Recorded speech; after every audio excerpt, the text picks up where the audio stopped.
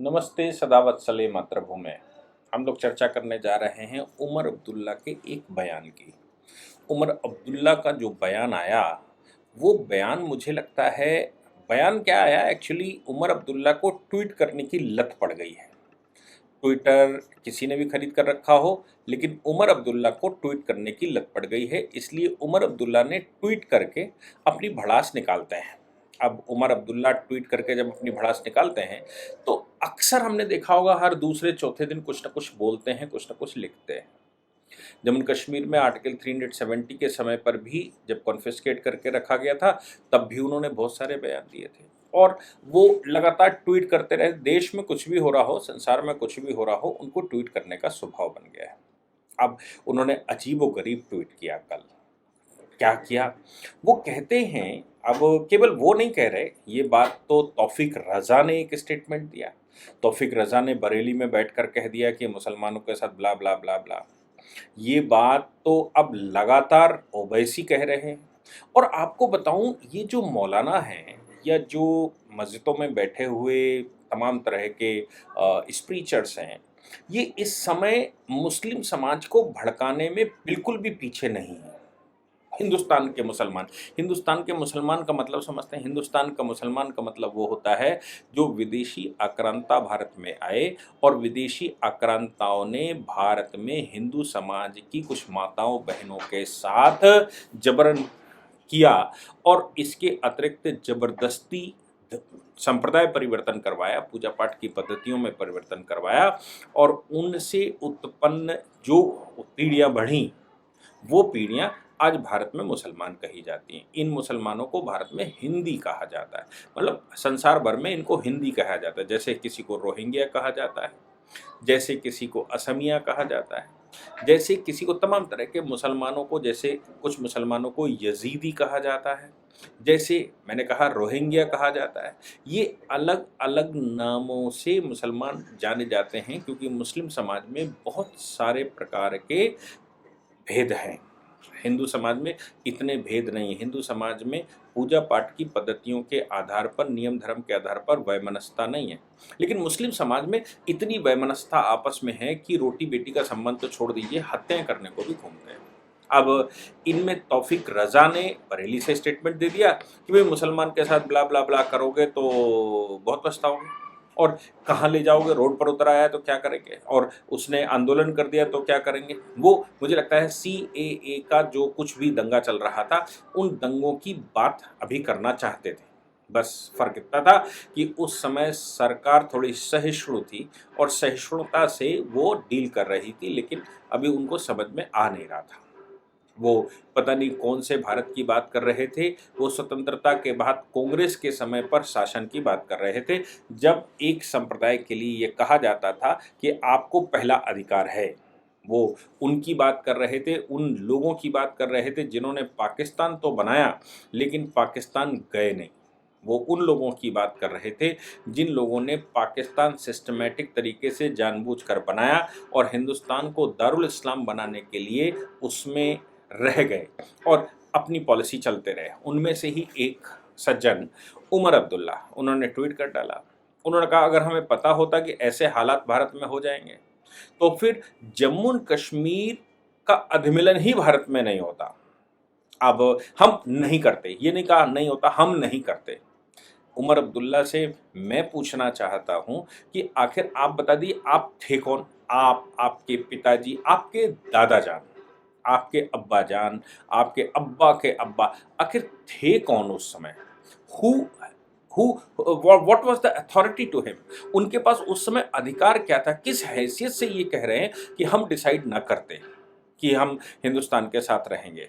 क्या वो भूल गए कि उनके दादा शेख अब्दुल्ला, जिनकी वो बात कर रहे हैं, वो देशद्रोह के मामले में राजा महाराजा हरि सिंह की अदालत में के यहाँ जेल काट रहे थे और उनकी कोई हैसियत नहीं थी। वो देशद्रोही के नाते वहां पर पहचाने जाते थे और उनका लेश मात्र भी जम्मू कश्मीर में कोई नाम नहीं था, केवल देशद्रोही। और अलीगढ़ मुस्लिम यूनिवर्सिटी से निकाले गए थे। अलीगढ़ मुस्लिम यूनिवर्सिटी से इसलिए निकाले गए थे क्योंकि उन्होंने वहाँ किसी प्रोफेसर की बेटी के साथ कुछ गलत हरकत कर दी थी। यूनिवर्सिटी के अंदर, जबकि यूनिवर्सिटी अलीगढ़ मुस्लिम यूनिवर्सिटी इसलिए जानी जाती है कि उसने पाकिस्तान का निर्माण किया। पाकिस्तान का निर्माण इन द सेंस कि पाकिस्तान के निर्माण की जितनी भूमिका है वो अलीगढ़ मुस्लिम यूनिवर्सिटी से बनकर तैयार हुई थी। और आज भी भारत में बहुत बड़ी गतिविधियां अगर रिसर्च वर्क के माध्यम से होती हैं और भारत में स्ट्रैटेजी बनती है तो वो अलीगढ़ मुस्लिम यूनिवर्सिटी, जामिया मिलिया, जेएनयू, जादवपुर यूनिवर्सिटियां जैसी बनाती हैं और उस्मानिया यूनिवर्सिटी जैसी बनाती हैं। तो फिर ऐसी यूनिवर्सिटी शेख अब्दुल्ला को बाहर निकाल दे, अपने प्रांगण से बाहर निकाल दे, उनको रिस्ट्रिकेट कर दे। आप सोच सकते हैं कि क्या कितने दुष्ट रहे होंगे। और जम्मू कश्मीर में जब गए तो जम्मू कश्मीर में भी वही सब ड्रामा शुरू कर दिया उन्होंने। और ड्रामा जब उन्होंने शुरू किया तो महाराजा हरि सिंह के यहाँ वो देशद्रोही कहलाए और देशद्रोही के नाते उन पर मुकदमा चल रहा था, वो जेल में बंद थे। भला करो उस बेवकूफ़ व्यक्ति का, भला करो कि भारत में उस समय प्रधानमंत्री बने जवाहरलाल नेहरू का। जवाहरलाल नेहरू ने उस समय शेख अब्दुल्ला को छुड़वाने की शर्त रख दी। शेख अब्दुल्ला को छुड़वाने की शर्त का मतलब महाराजा हरि सिंह अधिमिलन करना चाहते थे, तो महाराजा हरि सिंह का जो प्राइम मिनिस्टर दिल्ली में पड़ा हुआ था वो इंस्ट्रूमेंट ऑफ एक्सेशन साइन करे हुए रखा हुआ था, उस इंस्ट्रूमेंट को एक्सेप्ट करने को तैयार नहीं थे। क्यों? क्योंकि सभी रियासतों के अधिमिलन का काम पटेल के पास था, केवल एक रियासत के अधिमिलन का काम इन्होंने अपने पास लिया था और वो थी जम्मू कश्मीर, क्योंकि वो उनका कहना था कि हम कश्मीरी पंडित हैं। और भारत का पहला प्रधानमंत्री कश्मीरी पंडित था और कश्मीरी पंडित ने यह कहा कि मैं उनको इस अधिमिलन का काम पूरा कर लूँगा, लेकिन उनके इंटरेस्ट कहीं और थे। उनके इंटरेस्ट ये थे कि माउंटबेटन चाहते थे कि जम्मू कश्मीर पाकिस्तान चला जाए। उनके जवाहरलाल नेहरू के इंटरेस्ट ये थे कि वो इंटरेस्ट ही नहीं ले रहे थे। क्यों नहीं ले रहे थे? क्योंकि माउंटबेटन के साथ उनकी दोस्ती थी, एंडमिना के साथ उनकी दोस्ती थी।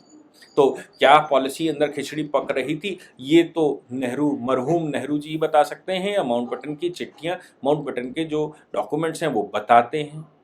इधर जिन्ना पाकिस्तान की अड़ लिए हुआ है, कह रहा है या तो हमें हिंदुस्तान का शासन दे दो और या फिर हमें कोई भूमि दे दो जहां से हम हिंदुस्तान फतेह कर लेंगे और यहाँ मुगलिया शासन फिर से स्थापित कर लेंगे।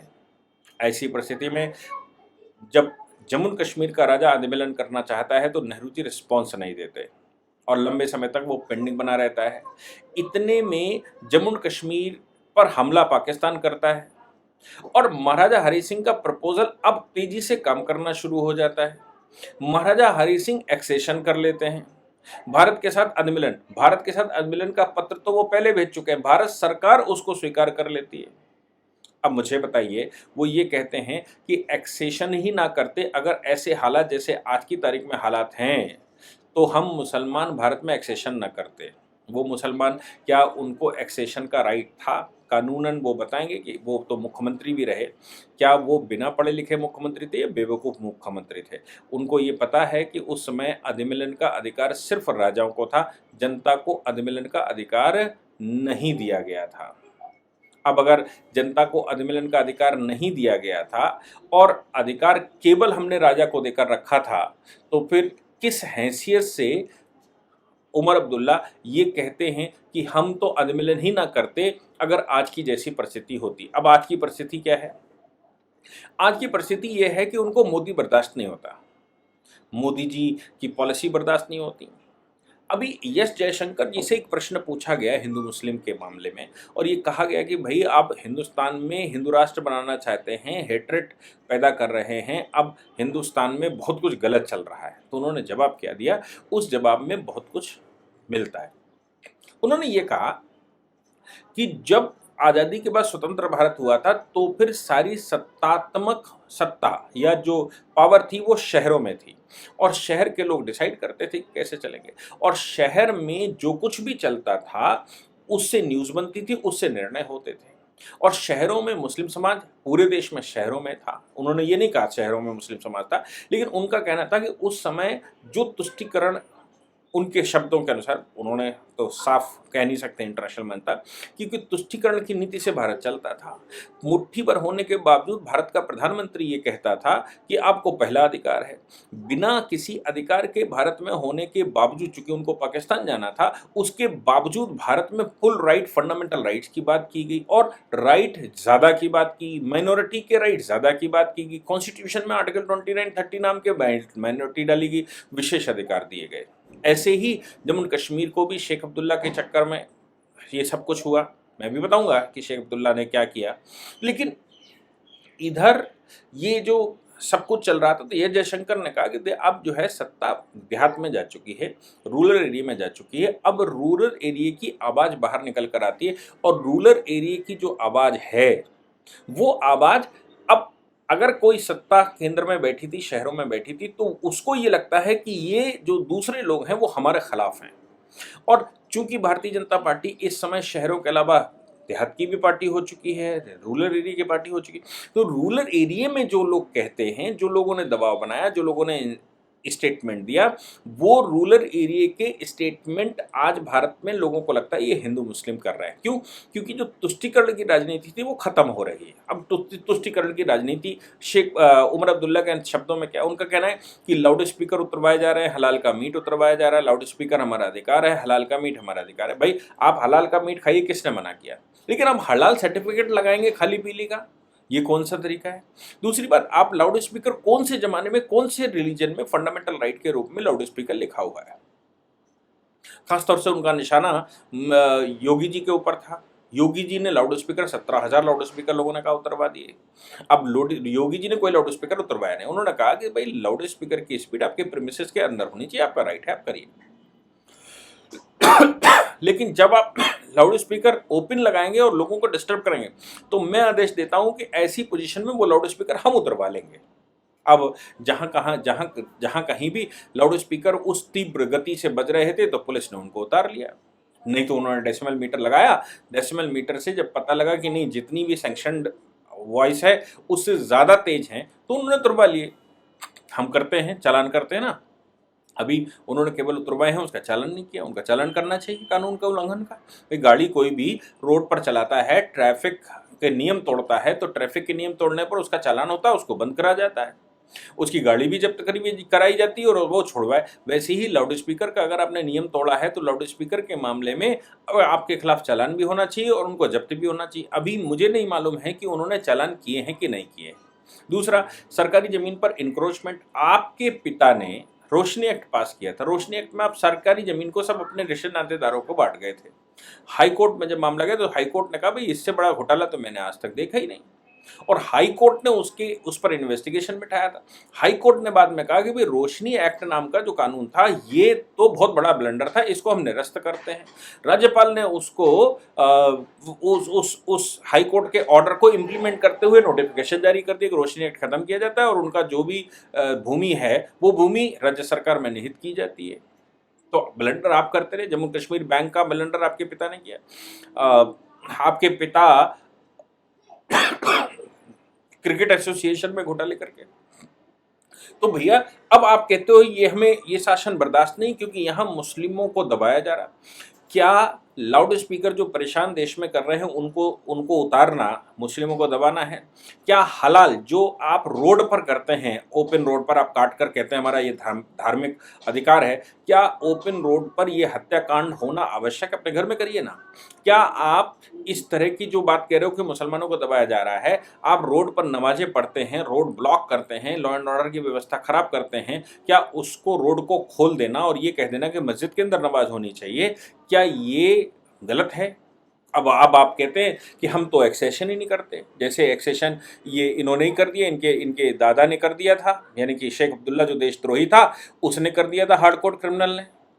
भाई नेहरू जी की कृपा आपके पिता दादा के ऊपर हो गई।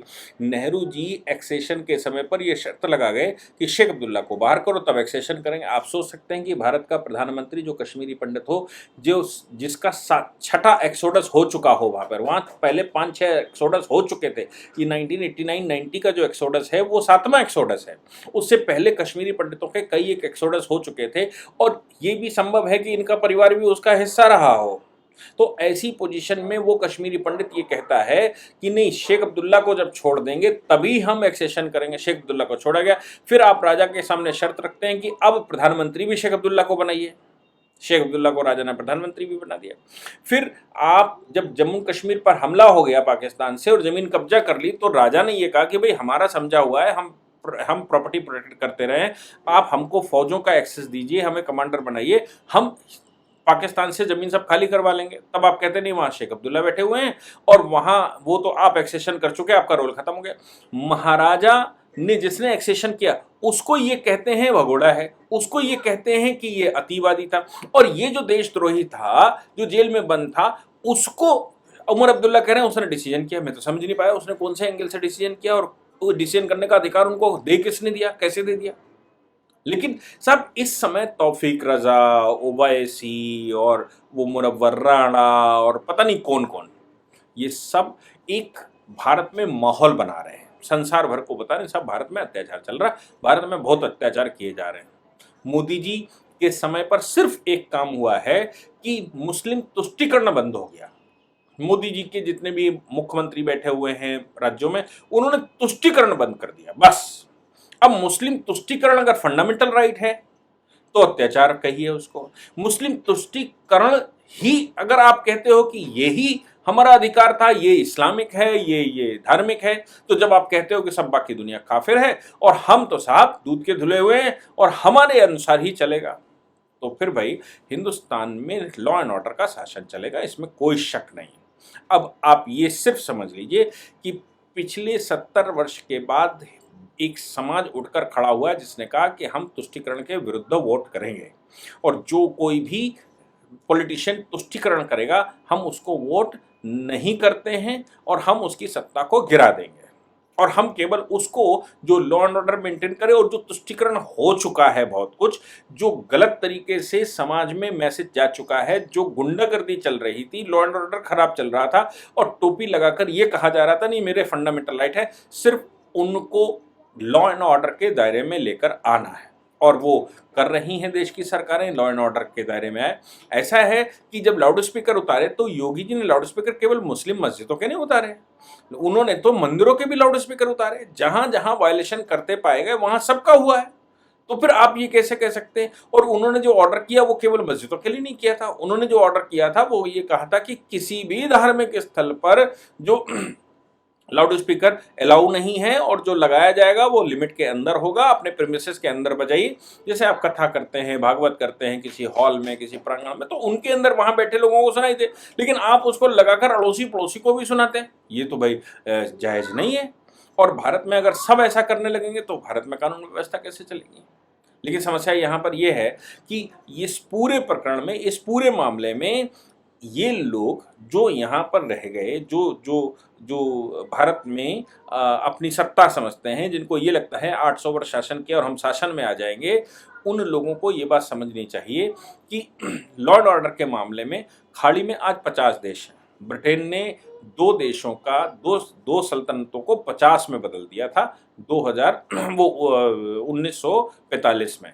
उनकी याद करिए 1914 के युद्ध के बाद 1915 के तरफ ये ब्रिटिश गवर्नमेंट जब वहाँ पर बैठी तो उन्होंने तोड़फोड़ कर बराबर कर दिया था। भारत में भी मुगलिय शासन था, मुट्ठीभर अंग्रेजों ने सिर्फ लॉ एंड ऑर्डर के बेस पर शासन किया था। आप याद करिए कि मराठों ने हिंदुस्तान पर पुनः हिंदवी स्वराज स्थापित कर लिया था। आप याद करिए कि आपके यहाँ पाकिस्तान और अफगानिस्तान भीखे मांग रहे हैं भारत से।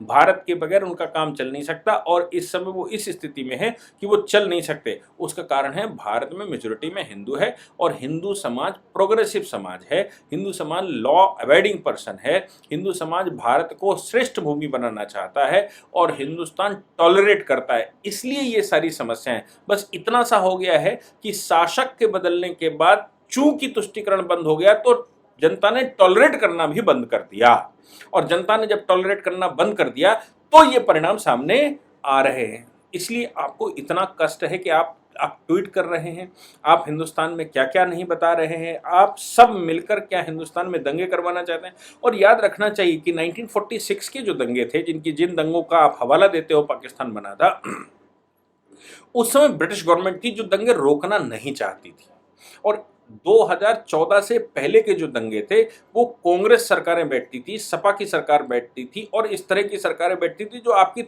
आपके लिए तुष्टिकरण करती थी, इसलिए दंगे नहीं रुक पा रहे थे।